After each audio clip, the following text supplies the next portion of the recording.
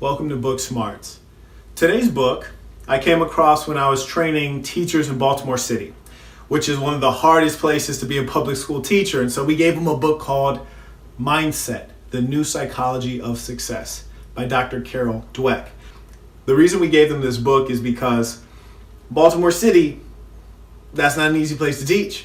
You need to have a psychology for success. But it turns out for every endeavor that you really want to do well in, you must have a psychology for success. And so I'm going to share the book smarts from this work with you. Now, though it's called The New Psychology of Success, Dr. Dweck does not give us a new psychology for success. She actually rather appeals to age-old truths, which we mostly already know. But I will break them down for you right now. So much of our success is due to not our innate limitations or gifts, but rather our psychology. Because so much success involves deep learning, really focusing and learning a skill or building up an ability to thrive.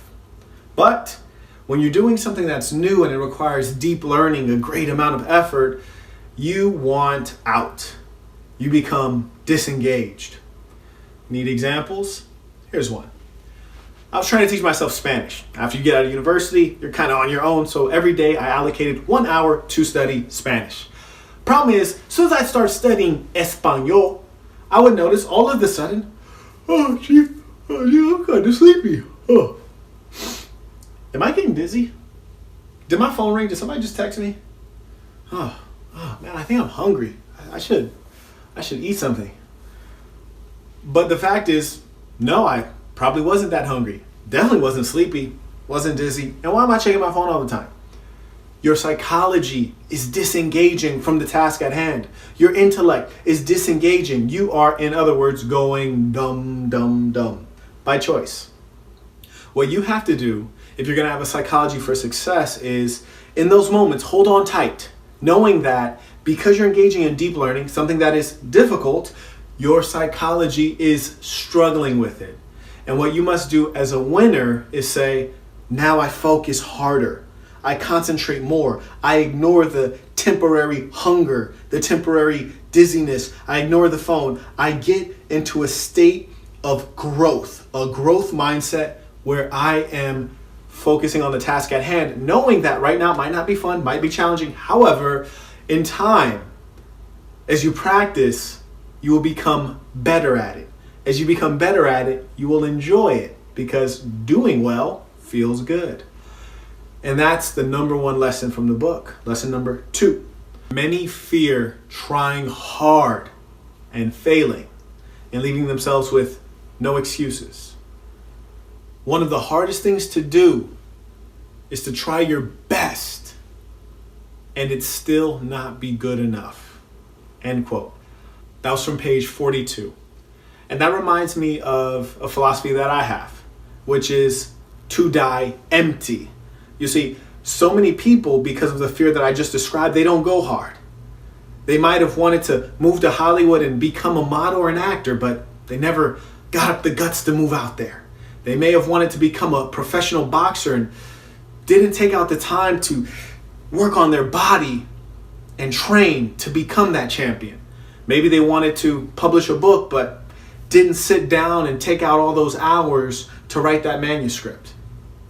But what I want to do is I want to die empty, meaning that when I'm on my deathbed, there are no ghosts of the ambitions that went unfulfilled. No ghosts saying, why did you not go hard and do this thing, whatever it may have been? Becoming an entrepreneur, starting a business, fill in the blank.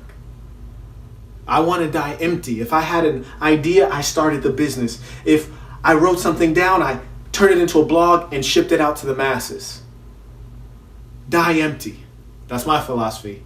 Marquettism. You dig? Just wanted to throw that in there. Now, back to Dr. Dweck's mindset, the psychology of success.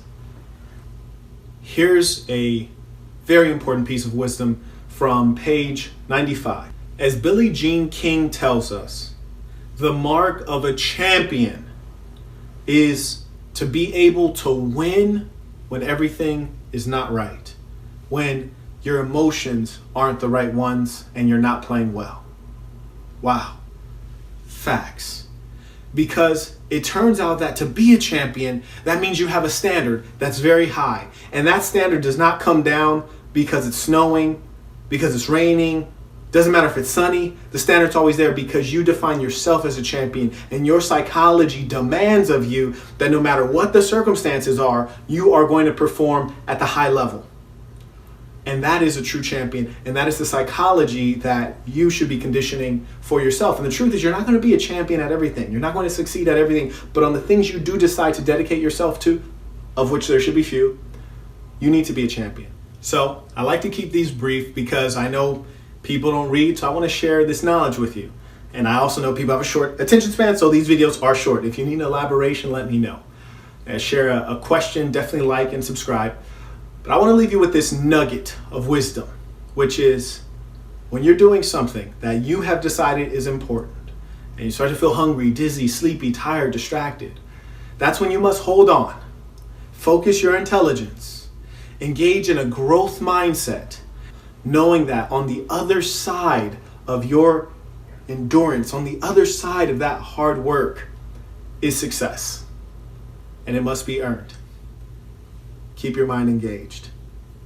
See you next time. Have a great day.